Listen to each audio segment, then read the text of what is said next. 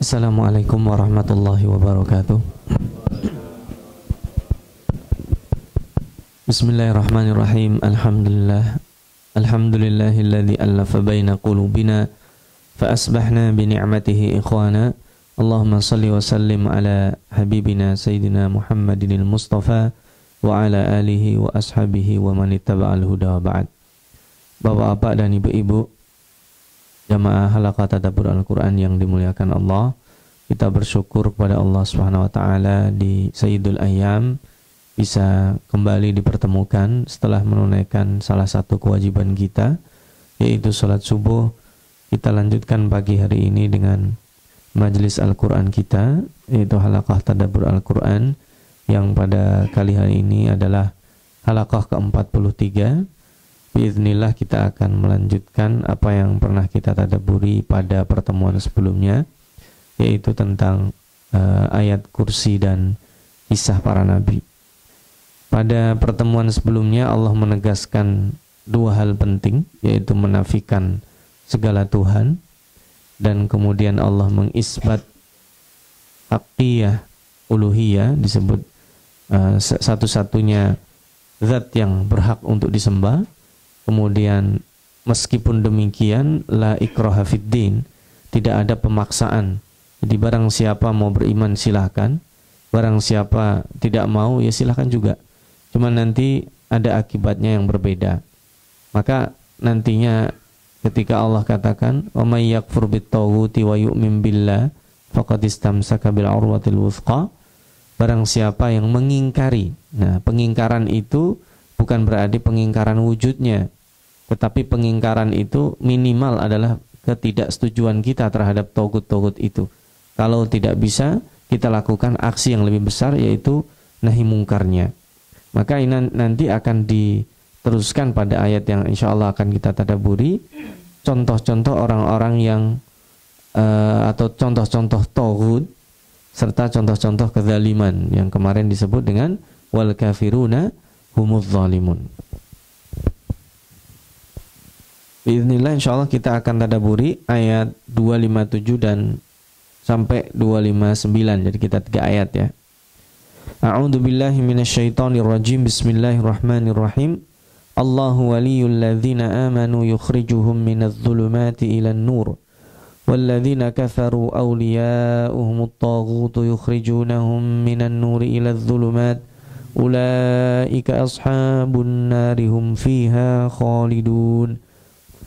Dan Allah di sini akan diposisikan dalam ayat ini adalah sebagai wali.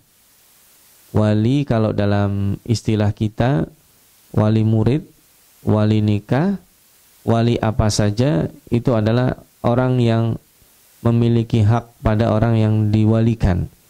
Wali murid dia otomatis bertanggung jawab pada murid tersebut. Nah, biasanya diperankan langsung oleh orang tua. Wali nikah juga demikian. Tetapi di sini wali adalah segala-galanya. Ketika Allah katakan Allahu waliyul ladzina amanu, maka Allah bisa diterjemahkan adalah penolong. Maka Allah adalah tempat bersandar. Maka Allah adalah tempat berlindung. Maka Allah segala-galanya. Itu maka bagi waliyul mu'minin itu penolong. Waliyul mu'minin itu adalah pengayom, pemelihara. Nah, maka biasanya sering diterjemahkan sebagai penolong, karena penolong itu posisi untuk melindungi.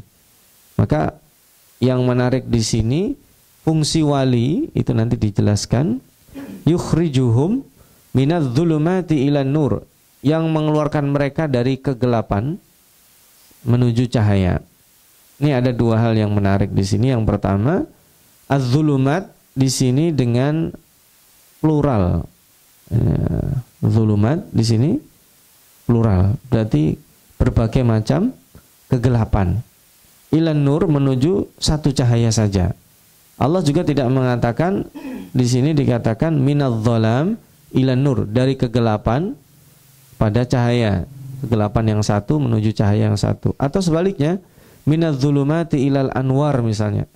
Tapi Allah mengatakan minadh-dhulumat ilan nur, dari berbagai macam kegelapan menuju satu cahaya. Nah, ini disebut juga isti'arah. Ini salah satu bentuk majaz. Dalam artian bahwa zulumat di sini bukan kegelapan yang kegelapan fisik. Tetapi zulumat di sini adalah ad-dhalal, yaitu kesesatan, dan nur di sini adalah petunjuk.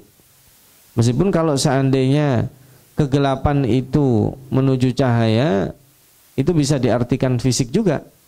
Karena di dalam ayat lain nanti ada zulumatin salas.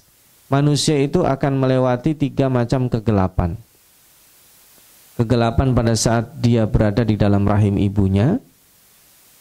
Jadi nanti itu disebut dengan kegelapan.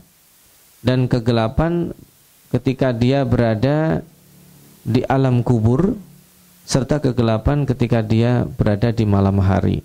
Itu ada yang menafsirkan demikian. Tetapi secara umum zulumat ilan nur itu adalah kegelapan yang non fisik, kesesatan di sini.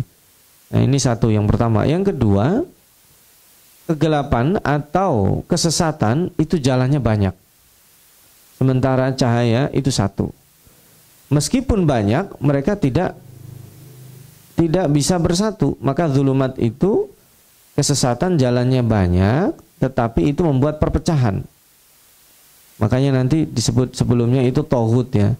Toghut itu tidak satu, macamnya banyak. Toghut itu bisa berarti kekuasaan yang zalim.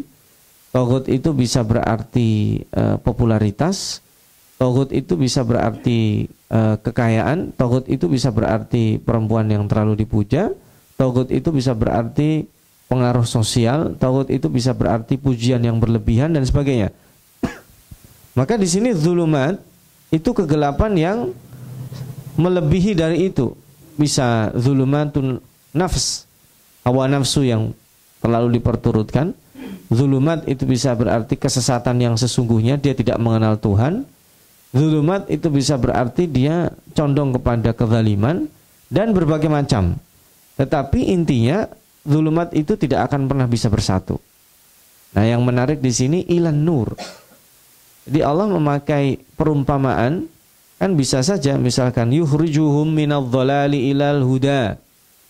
Yang mengeluarkan kalian dari kesesatan menuju cahaya atau menuju petunjuk. Tapi di sini yang dipakai adalah adz-dzulumat ilan nur. Karena saat kita sekarang pagi hari ini kan sebenarnya meskipun fajar masih gelap. Kita merasa terang, kenapa? Karena ada cahaya. Jadi keberadaan kita itu menjadi jelas dengan cahaya itu. Kalau seandainya tidak ada cahaya, kita tidak tahu berapa orang ada di sekitar kita. Kalau ada terang seperti ini kita bisa ngitung berapa orang. Dan dengan cahaya ini kita bisa melakukan banyak hal. Tapi kalau dalam keadaan gelap, orang sulit melakukan kecuali beberapa hal yang dia sudah terbiasa. Nah, makanya an-nur di sini adalah nikmat pertama sebagai wali. Ini Allah Subhanahu wa taala ketika sifatnya di sini adalah waliyul mukminin atau waliyul ladzina amanu, maka nikmat yang pertama yang perlu kita ingat adalah yukhrijuhum minadh-dhulumati ilan nur. Ini yang pertama. Sebagai muqabalahnya, kebalikannya, walladzina kafaru awliya'uhumut taghut. Ini masih ada kelanjutan kemarin ya. Sementara orang-orang yang kafir itu mereka mempunyai wali. Maka di sini nggak pas sebenarnya. Kalau diartikan hanya sebagai penolong, wali di sini itu bentuk loyalitas. Loyalitas itu bisa jadi karena banyak hal, karena materi atau karena yang lain sebagainya. Sementara orang-orang yang kafir itu disatukan loyalitas mereka atau dipengaruhi loyalitas mereka. Karena kalau penolong saya kira tidak tepat ya. Auliya'uhum at-taghut, penolong-penolong mereka adalah taghut, itu kurang tepat. Jadi wali yang pertama berbeda dengan wali yang kedua artinya. Yang pertama itu berarti segala-galanya, penolong, pemelihara, penjamin dan sebagainya. Yang kedua tidak. Auliya di situ pertama Allah tidak mengatakan walladzina kafaru waliyuhum. Jadi dibalik, kalau pertama tadi wali single, kalau di sini sudah plural. Walladzina kafaru awliya'uhumut taghut. Orang-orang yang kafir itu memiliki loyalitas yang berbeda-beda. Kalau ibarat kita di dunia militer, pimpinannya bisa jadi satu, panglima. Tetapi dia punya loyalitas kepada Jenderal A. Yang pasukan ini punya loyalitas Jenderal B. Pasukan ini punya loyalitas Jenderal C. Nah, itu disebut aulia. Masing-masing memiliki ikatan loyalitas tertentu. Pada siapa? Tohut. Nah, tohut ini dijadikan satu lagi. Bentuk dari segala tadi yang disebut dengan tohut. Kenapa tohut? Tohut itu sesuatu yang disembah selain Allah. Yukhrijuhum. Tohut itu akan mengeluarkan mereka minan nuri ila dzulumat. Dari cahaya yang aslinya sudah ada menuju kepada kegelapan yang sangat-sangat kelam. Karena kenapa nur? Nur karena manusia itu lahir dalam keadaan fitrah. Manusia itu semua fitrahnya baik. Makanya sebenarnya kalau dia nggak perlu dalil, ada kebaikan itu biasanya harusnya diterima. Ada keburukan itu biasanya pertama akan ditolak. Itu fitrah manusia. Tanpa ikatan apa-apa. Kalau tidak seperti itu berarti dia sedang dikeluarkan oleh tauhid dari fitrahnya. Dan fitrah itu disebut dengan an-nur. Ulaika ashabun nari hum fiha khalidun. Mereka orang-orang kafir dan aulianya. Nah, ini bisa diartikan semuanya ya. Dua-duanya. Ashabun nari hum fiha khalidun. Ini enggak perlu kita jelaskan, mereka akan mendapatkan kekekalan di dalam neraka. Nah, ini ada dua contoh. Yang pertama akan dibicarakan tentang kisah Nabi Ibrahim. Alam tara ilal ladzi haja Ibrahim fi rabbih an atahu Allahul mulk. Alam tara itu hampir sama dengan aro'aita. Kalau kita baca Al-Qur'an ada alam tara, ada aro'aita, itu sebagian besar atau hampir semuanya digunakan untuk ta'jub. Sigot ta'jub di sini disebut dengan sigotut ta'jub ya. Jadi ketika orang mengatakan alam tara, nah, itu berarti sesuatu kisah yang luar biasa. Aro'aita itu juga mengherankan. Alam tara atau aro'aita itu digunakan untuk sesuatu yang mengherankan. Nanti ada yang lain juga seperti wama adraka dengan wama yudrika. Paling banyak wama adraka itu Allah bertanya dan Allah sendiri yang akan menjawabnya. Kalau di sini untuk ta'jub ya. Alam tara, tidakkah kamu lihat? Atau sudahkah kamu perhatikan ilal ladzi haja Ibrahim, tentang kisah seseorang yang mendebat Nabi Ibrahim fi rabbih, tentang Tuhannya, an atahu Allahul mulk, hanya karena orang tersebut dikasih oleh Allah kekuasaan. Jadi ini juga sekaligus memberikan inspirasi bagi kita. Kekuasaan ketika berada di tangan kita, kita cenderung untuk memproteksi kekuasaan tersebut. Yang kedua, bisa merendahkan orang lain sehingga tidak menerima kebenaran dari orang lain. Maka di sini bahasanya atahullahul mulk, sama dengan ilmu. Ilmu itu sering disebut dengan utul ilma. Utul ilma, maka tidak bisa dikatakan ahlul ilmi. Meskipun itu bisa dipakai, tapi di dalam Al-Quran tidak ada. Utul kitab ada, ahlu kitab ada. Utul ilma ada, ahlul ilmu tidak ada. Maka di sini ahlul mulk juga tidak ada. Adanya adalah utul mulk, yang diberi kekuasaan atau pemerintahan yang sebenarnya tidak absolut, karena kekuasaan milik Allah Subhanahu wa taala. Nah, ini menurut jumhur mufassirin, dia adalah Raja Namrud, Raja Babilonia. Babilonia itu kalau sekarang itu Irak ya. Di Babilonia itu Irak, kalau sekarang daerah wilayah Irak dan sekitarnya. Namrud, ada yang mengatakan raja-raja yang lainnya, ada 3 atau 4 pendapat. Al-Fakir ambil yang jumhur saja, itu Namrud. Nah, Namrud ini mendebat Nabi Ibrahim ketika berkata, "Idz qala Ibrahim rabbiyalladzi yuhyi wa yumiit." Dia tidak mau mengakui Namrud sebagai Tuhan, justru mengatakan, oh tidak, Tuhan saya adalah Tuhan yang menghidupkan dan mematikan. Ini kata Ibrahim. Qala, dia jawab, ana uhyi wa umid. Loh, kalau kamu mau menyembah Tuhan yang menghidupkan dan mematikan, maka aku bisa menghidupkan dan bisa mematikan. Nabi Ibrahim bertanya, gimana kamu bisa menghidupkan, bisa mematikan? Dia panggil itu panglimanya, disuruh menghadirkan 2 orang. Kalau aku katakan kepada dia hidup, maka dia tidak mati. Kalau aku katakan bunuh dia, maka orang itu bisa mati. Nah, itu makna uhyi wa umit. Menurut persepsi dia, dialah yang memberikan kehidupan, dia yang memberikan kematian. Padahal kalau mau didebat lagi, orang yang sudah mati coba kamu hidupkan. Nah, itu nggak bisa sebenarnya. Tapi Nabi Ibrahim tidak mau tema yang sama nanti menjadi debat kusir. Di sini kecerdasan Nabi Ibrahim. Nabi Ibrahim menjawab dengan satu hal yang akan menyebabkan dia tidak bisa berbicara. Qala Ibrahim, oke, kalau kamu bisa menghidupkan dan mematikan, Tuhanku punya kelebihan lain. Apa itu? Fa innallaha ya'ti bisyamsi minal masyriqi fa'ti biha minal maghrib. Sesungguhnya Allah Tuhanku yang aku sembah itu bisa menerbitkan matahari dari timur, fa'ti biha minal maghrib. Nah, kalau kamu Tuhan, coba kamu terbitkan dari barat. Wa buhital ladzi kafar. Maka dia terdiam, tidak bisa menjawab. Itu udah sekak mati. Ya kan? Tuhanku menghidupkan, Tuhanku mematikan. Aku juga bisa, kata dia. Tuhanku maha kaya, aku juga kaya, misalkan gitu. Tapi begitu Ibrahim mengatakan Tuhanku bisa menerbitkan matahari dari timur. Nah, sekarang kalau Anda adalah Tuhan, coba terbitkan dari arah barat. Kalau sekarang ada orang kayak gitu, kira-kira gimana? Udah sekak, itu sudah habis, dia tidak bisa. Makanya yang menyebabkan kemarahan itu ini. Jadi banyak yang menyebabkan kemarahan terhadap Ibrahim. Nanti klimaksnya adalah ketika berhala-berhalanya dihancurkan. Nanti kisah berikutnya yang tidak ada di sini disebutkan, Nabi Ibrahim dibakar olehnya, dan Allah selamatkan, ya naru kuni bardan wa salaman ala Ibrahim.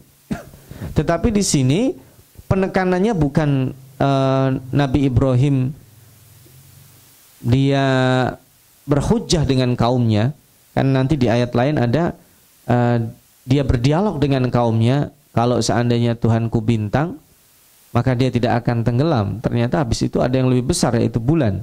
Oh, ini adalah Tuhanku, Tuhan kita.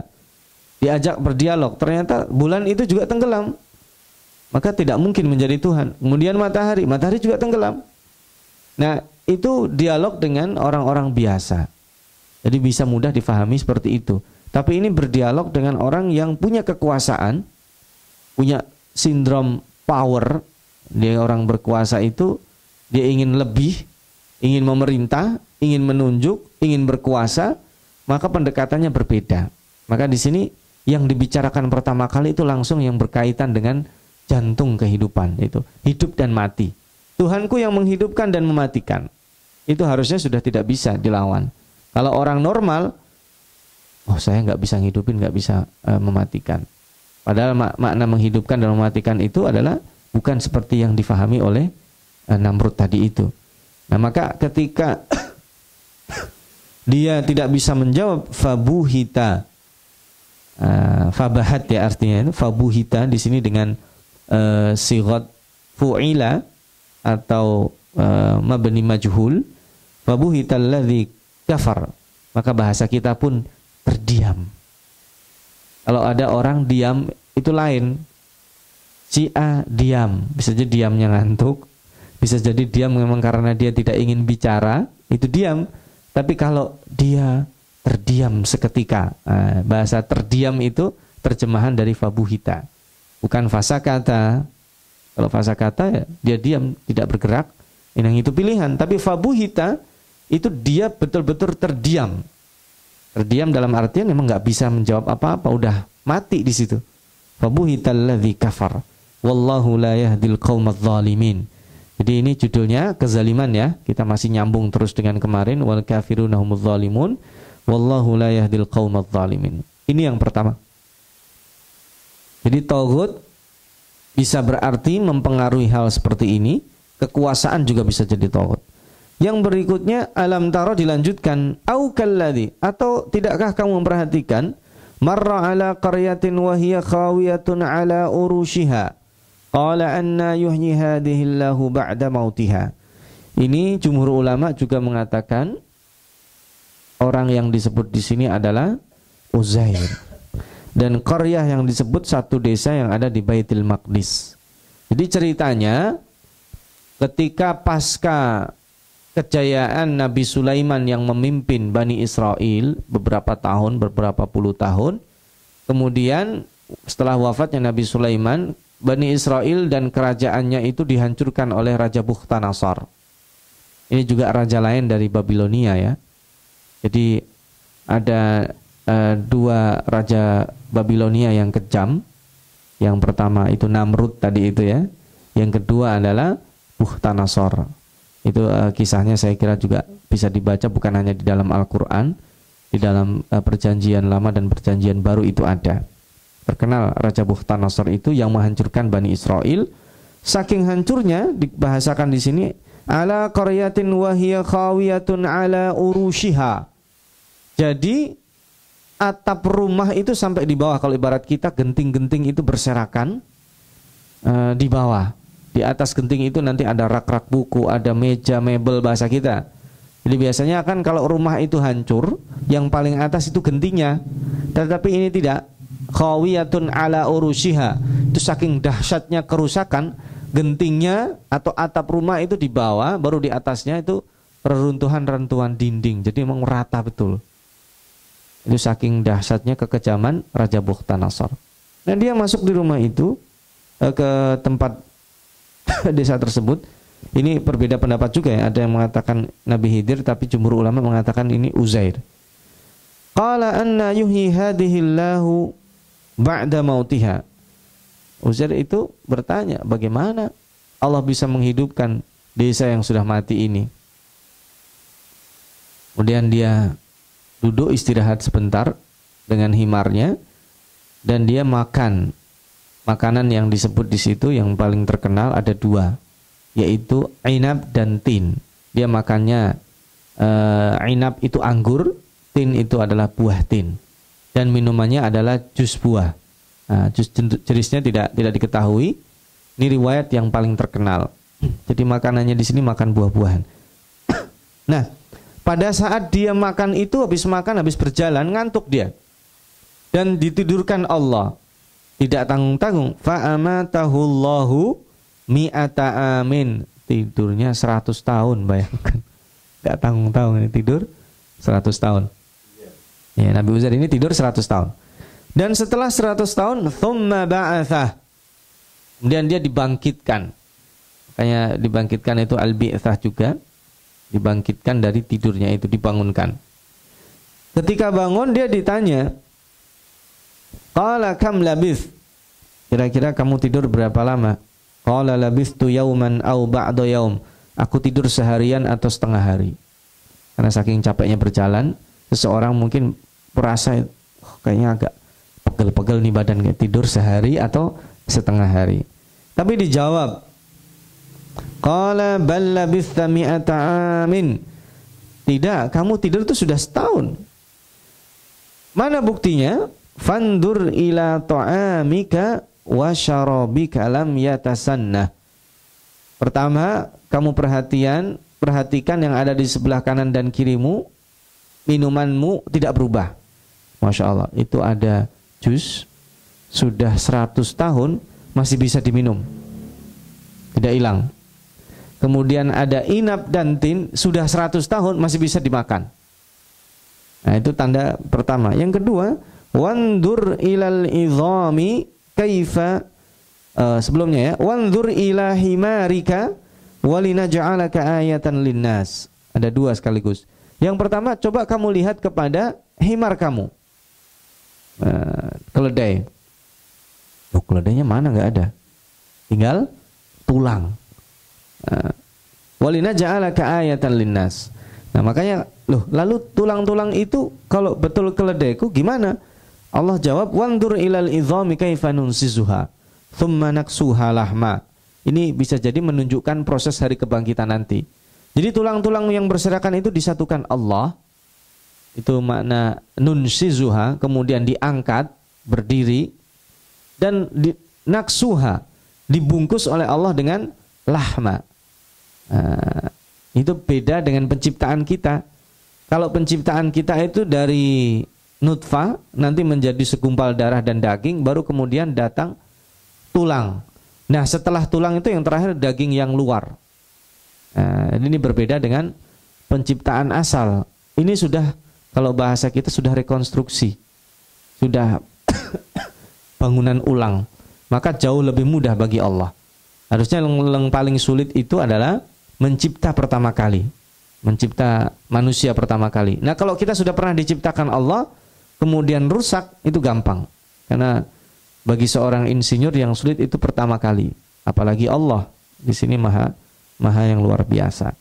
Nah, ini adalah ayat, tanda-tanda kekuasaan Allah bagi manusia. Falamma tabayyan, dan ketika dia jelas, qala a'lam. A'lam di sini artinya saya yakin. Ada yang mengatakan saya akan mengajarkan annallaha ala kulli syai'in qadir, Allah maha berkuasa. Ini di sini judulnya adalah bisa membangunkan orang yang mati. Ingat kaitannya dengan yang pertama. Pertama adalah uhyi wa umit, ya. Maka tanda-tanda kekuasaan Allah yang pertama kali itu sebenarnya adalah kehidupan dan kematian. Harusnya seseorang tidak melebihi itu, ya. Harusnya kalau ada tanda-tanda kekuasaan lain, kita dengan kehidupan dan kematian sudah cukup. Tadi pagi kita bangun tidur, itu kalau mau merenung luar biasa. Seseorang itu tahu kalau dia bermimpi ketika bangun. Seseorang dia tahu kalau dia tidur, kalau dia bangun. Ya kalau tidur nggak tahu apa-apa dia. Pernah nggak orang dikasih tahu, kamu tidurnya ngorok, masa sih? Nah, kenapa? Buktinya saya nggak dengar saya ngorok. Ya iyalah, dia tidur, nggak tahu. Jadi tidur itu gaib bagi seseorang. Maka alam gaib itu gaib bukan hanya orang lain, bagi dirinya sendiri dia tidak tahu ketika tidur. Dia sudah memasuki alam kematian sesungguhnya. Maka dikatakan an-naum itu disebut dengan kematian kecil. Ketika Allah bangunkan di pagi hari subuh tadi, bagi yang sudah tidur, itu maka kita dihidupkan kembali oleh Allah. Maka itu adalah tanda-tanda kekuasaan Allah. Sebenarnya sama, kita dimatikan 2-3 jam dengan dimatikan 100 tahun Uzair ini, atau dimatikan 300 atau 309 tahun Ashabul Kahfi itu. Dan itu adalah tanda-tanda kekuasaan Allah yang bisa menghidupkan dan bisa mematikan. Nanti dilarikannya untuk apa? Orang-orang yang cerdas itu memikirkan masa depan. Oke, nanti saya mati. Ketika saya dibangkitkan dalam keadaan apa? Ketika manusia nanti dibangkitkan, yauma tubaddalul ardu ghairal ard, ketika bumi diganti dengan bumi yang lainnya, maka pada saat itu apa yang terjadi? Manusia dihitung. Makanya qala a'lam, saya yakin annallaha ala kulli syai'in qadir. Maka Allah adalah zat yang maha berkuasa. Nah, ini kisah ini masih berlanjut nanti, ya. Nanti akan kembali ke Nabi Ibrahim juga bukan meragukan kekuasaan Allah, tapi ingin meyakinkan dirinya. Dan ini nanti terjadi dalam hidup kita. Ada kalanya kita itu meragukan pada diri kita sendiri. Nah, pada proses itu kita memerlukan peneguhan. Maka itu yang disebut kita harus mencari komunitas. Nabi Muhammad SAW dalam surat Isra pun diperintahkan Allah, wasbir nafsaka ma'al ladina yad'una rabbahum bil 'ashyi wal ghadati yuriduna wajha. Bil ghadati wal 'ashyi yuriduna wajha. Jadi yang menginginkan seseorang orang-orang itu adalah menyembah Allah Subhanahu wa taala, karena akan sama saling meneguhkan. Ini yang bisa kita tadabburi pada kesempatan kali ini sebagai lanjutan ayat kursi kemarin, ya. Saya mengingatkan bahwa ayat kursi kemarin termasuk setelahnya itu mendahulukan nafi, karena nafi itu tidak bisa diingkari. Otak kita tidak menerima sesuatu yang negatif, ya. Masih ingat contohnya kemarin, bapak-bapak, ibu-ibu, saya larang untuk membayangkan ada onta ikut halaqah tadabbur kita. Malah terbayang. Onta itu yang namanya ketika disebut jangan bayangin onta, malah datang ontanya.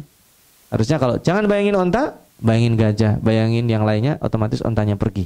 Maka Allah mengatakan la ilaha, tidak ada Tuhan, itu langsung hadir seketika Tuhan. Illallah, di situ untuk isbat. Maka wa may yakfur bit-taghut, barang siapa yang mengingkari taghut, bukan mengingkari kehadirannya, kehadiran kezaliman itu ada. Gak mungkin kita negeri kita ini sekarang penuh dengan kezaliman. Kita jawab, oh enggak, kita baik-baik aja. Gak bisa.